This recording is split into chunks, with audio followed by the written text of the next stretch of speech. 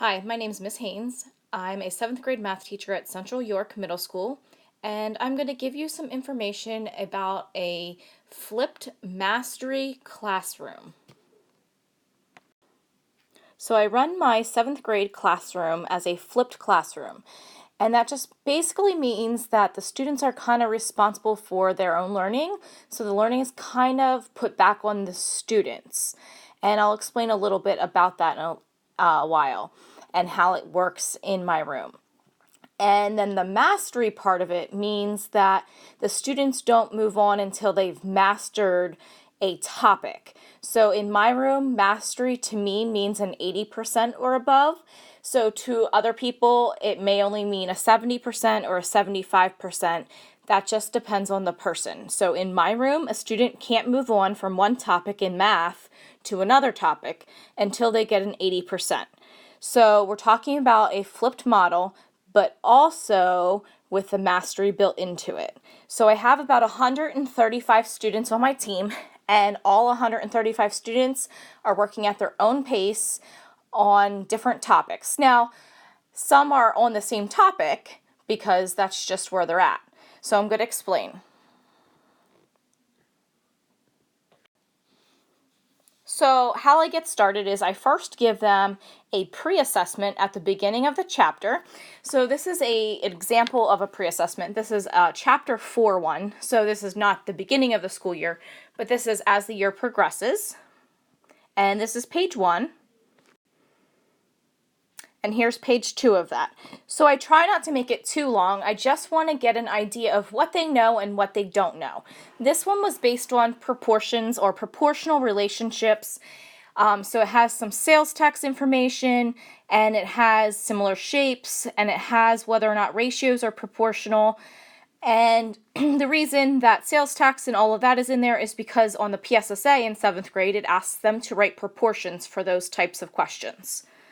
So after they take this, I then use this information to build an outline, which I'm going to show you next. Okay, so here is the outline that goes along with the pre-assessment I just showed you. And say, for instance, on that outline, a student did really well on the ratios section. So what I would do is I would cross off the ratios on their outline. I don't expect a student to do something that they already know how to do, so that's kind of the theory behind it as well. I don't want them to waste time doing something they know how to do already, and if they can prove that on the pre-assessment, then I'm okay with that. And then there's a second checkup on that as well. So they're going to take a final assessment at the end of the unit, and they're going to have to prove to me again that they really knew how to do it. And if they don't, then they're going to go back and they're going to redo some of that. So say they don't know how to do proportions, so I would highlight that section on proportions, and they would have to do proportions. So then, if I'm looking at the discount section, there's a lot of different parts to discounts.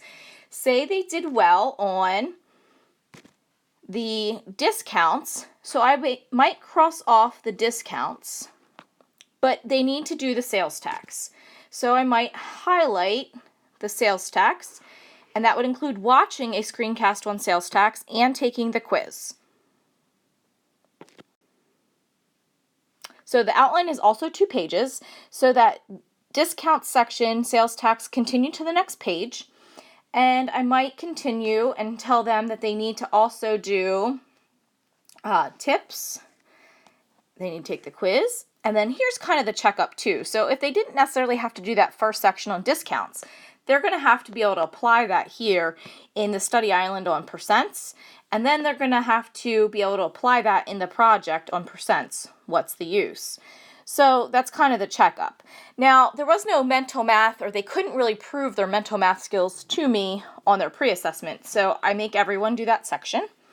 And then the percent increase, decrease, most students miss that section, so I'll highlight that. And they have to do all 3 bullet points. Similar shapes, we'll say the student taking the pre-assessment needs that, and all 3 bullet points.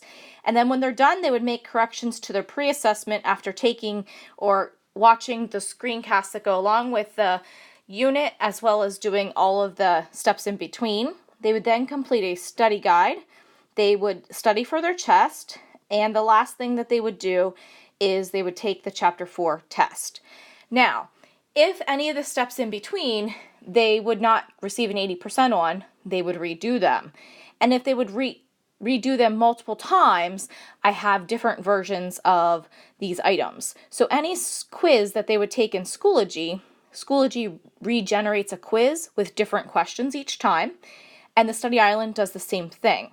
So those actually are nice in that way that I don't have to regenerate them. But say they take this chapter test and they don't do well on it, I have different forms of that test so that they could take it again. So I've talked about Schoology a little bit, and all of my unit information is housed in Schoology. This is my learning management system, and this reflects what you should have remember or you saw on that outline. So here's Chapter 4, and then the first section on the outline was ratios, and then proportions, discounts, mental math, percent increase, decrease, and similar shapes. And then in each of those folders are all the resources the students would need as they complete each of those sections of the outlines. And in each one of those, there's like a hand-in folder, so they would hand in things or assignments or do their quiz in those folders.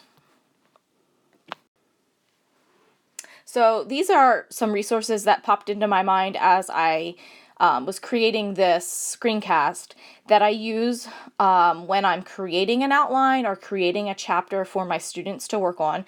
So the Common Core Standards, our district curriculum map, the CPM textbook and toolkit, because the math department uses that a lot. Educreations or Explain Everything, those are the two main screencasting tools I use. I've really leaning towards Explain Everything now. You can upload your videos then to YouTube, and then you just get a link, or you can embed them pretty easily that way. Schoology, because everything is housed in Schoology. IXL is a great math tool or language arts tool. Study Island, same thing. Study Island actually can be used for science as well. The internet, and then just other teachers are great resources. These are obviously not all the things I use, but these are just the top ones that popped into my head.